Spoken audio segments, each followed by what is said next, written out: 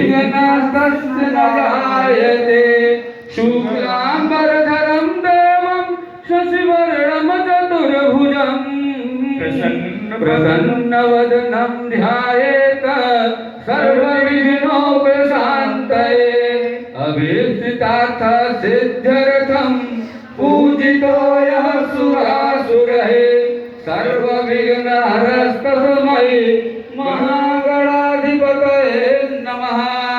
सर्वमङ्गलमाङ्गल्ये शिवे सर्वार्थसाधिके शरण्ये त्र्यम्बके गौरी नारायणि नमोऽस्तुते।